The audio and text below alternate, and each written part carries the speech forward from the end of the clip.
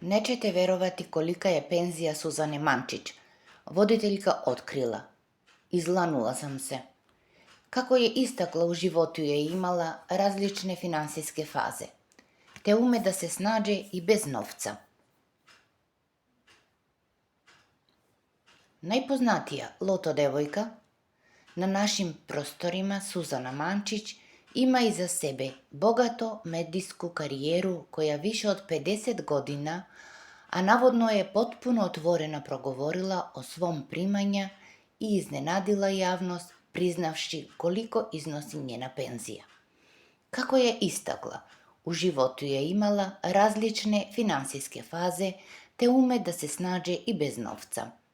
Nekad imaš novac, pa sebi priuštiš nešto što želiš, ali i nemati nije strašno. Strašno je kad nemaš za lek, za neke osnovne stvari, ali hvala Bogu, penzija stiže, izjavila je Suzana.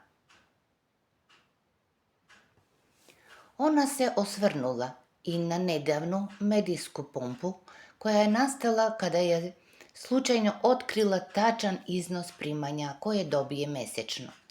Nekad sam se izlanula koliko mi je penzija. Onda su portali goreli jer primam 53.000, pa dobro, za ne daj Bože.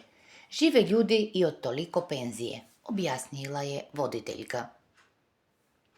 Pola sam trošila, pola stavljala na strane. Posle više od pola veka rada, Mančićeva ne krije da je ponosna na sve što je stekla, a ključ njenog uspeha bio je u pametnom i racionalnom raspolaganju zarađenim novca.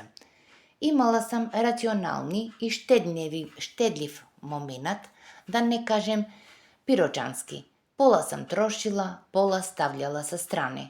Tako da sam u životu uglavnom sticala, iskreno je rekla Suzana Mančić.